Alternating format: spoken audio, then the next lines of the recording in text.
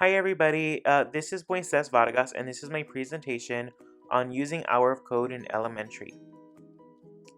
My introduction is going to go over what coding is and how we can use coding to mold critical thinkers. So coding. Coding is a process of using a programming language to get a computer to behave how you want it to. We use coding in our everyday lives.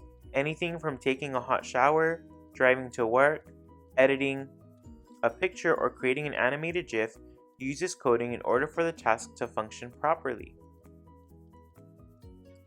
Thinking critically, and this is where the need is.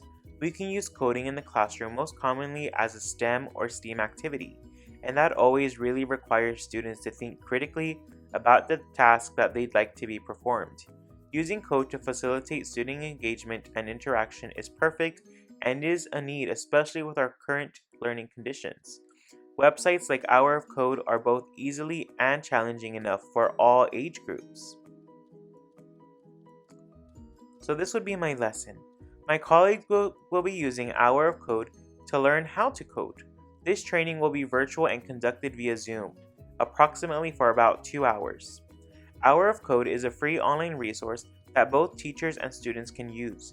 Hour of Code has a variety of different coding apps students can choose from. The training will teach my colleagues how to use Hour of Code for their students while staying true to the best practices of student-centered learning. This training will show teachers a quick tutorial of how to access Hour of Code and how they can actually host an hour to teach others how to code. No computer science degree is needed. Traditional teaching would not align to the principles of Hour of Code.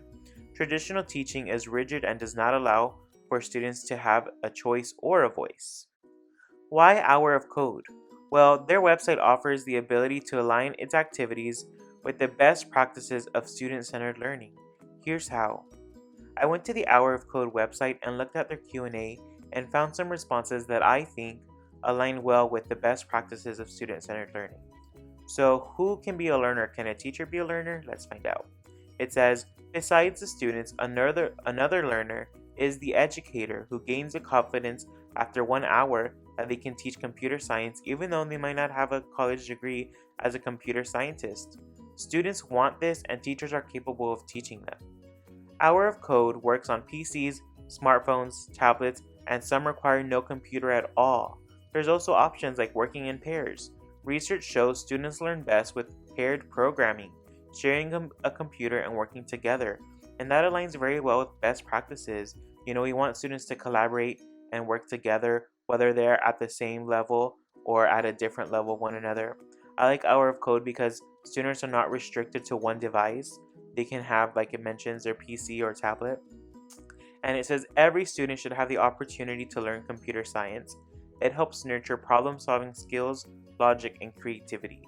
Student-centered learning really wants that creativity to come out of students, that engagement, their want, right? And Hour of Code provides that because they have an abundance of different lessons that students can choose from. So how would I assess this? How would I assess the teachers after this training? So after training on how to use Hour of Code in the classroom and how to align it to student-centered learning, teachers will have an opportunity to pick an Hour of Code activity. Upon completion of the Hour of Code activity, teachers will then upload their certificate to their professional Twitter pages and use the hashtag hourofcode_956 so that the presenter could then easily access who completed the training/lesson. All the teachers in my workplace have a professional Twitter account. We have used this form of assessment in the past and it works fabulously. Here I have attached an example of a screenshot of what an assessment tweet might look like. So right here you can see that they added a screenshot of the assessment and they used the hashtag hourofcode_956 so that the presenter could look up exactly who completed the assessment. And in conclusion, we went over how coding creates critical thinkers, and we talked about how coding allows for students to pace themselves. An Hour of Code can be collaborative and it really inspires creativity. Students can pick how they want to complete a lesson, and we also learned, that we should be a facilitator, not a dictator, and we scaffold when needed, especially in a student-centered learning environment. Here are my references. I used one to get some information on what is coding, and I used Hour of Code for their Q&A. Thank you so much. I really enjoyed creating this quick video.